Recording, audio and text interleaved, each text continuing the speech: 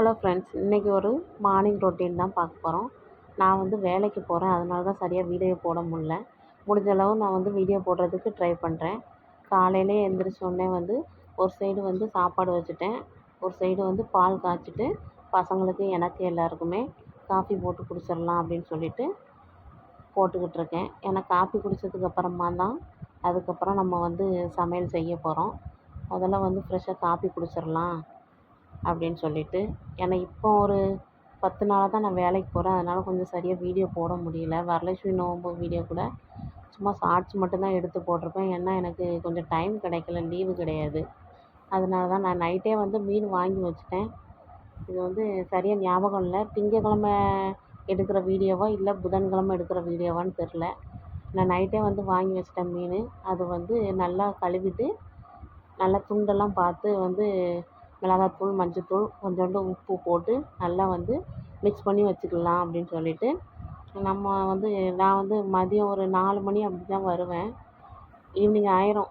அதனால் வந்து தான் வந்து நான் மீன் வறுத்து கொடுக்கணும். இப்போ வறுத்து வச்சா கொஞ்சம் சாப்பிட்றதுக்கு நல்லா இருக்காது. அதனால் வந்து மசாலாலாம் தடவிட்டு கொஞ்சோண்டு தக்காளி சாறும் அப்படியே பிழிஞ்சு விடுவேன், ஏன்னா அந்த புளிப்புக்காக. இப்போ வந்து நல்லா மசாலாலாம் நல்லா தடவி மிக்ஸ் பண்ணி வந்து டப்பாவில் வைக்க மாட்டேன், ஒரு தட்டு போட்டு மூடி ஃப்ரிட்ஜில் வச்சுருவேன். இப்போ வந்து மீன் குழம்புக்கு தேவையானது வெங்காயம், சின்ன வெங்காயம், ஜீரகம், தேங்காய் தேவையான அளவு போட்டு அரைச்சிக்கிட்டு நம்ம வந்து அந்த அரைச்ச விழுதை வந்து மண்சட்டியில் தான் நான் எப்போதுமே மீன் குழம்பு செய்வேன்.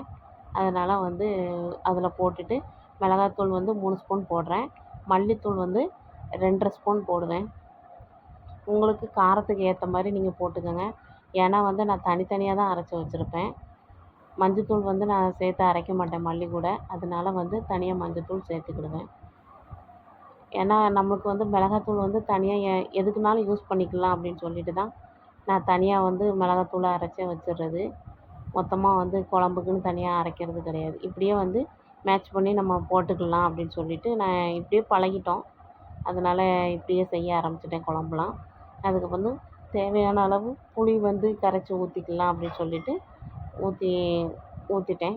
குழம்ப வந்து கூட்டி அடுப்பில் போட்டுட்டேன். சரி, பசங்களுக்கு வர முட்டை ஊற்றி வைக்கலாம், கொஞ்சம் டைம் இருக்கும்போது அவங்க சாப்பிட்ருவாங்க, கொஞ்சம் சீக்கிரமாகவே சாப்பிட்ருவாங்க அப்படின்னு சொல்லிட்டு அவங்களுக்கு வந்து முட்டை ஊற்றி வச்சிடுறேன். ஆறி தான் போயிடும், பரவாயில்ல, வந்து மீன் வறுத்து கொடுக்கலாம், இல்லைன்னா நைட்டு பார்த்துக்கலான்னு சொல்லிட்டு. இந்த சேனல் பிடிச்சிருந்தா லைக் பண்ணுங்கள், ஷேர் பண்ணுங்கள், சப்ஸ்கிரைப் பண்ணுங்கள். தேங்க்யூ.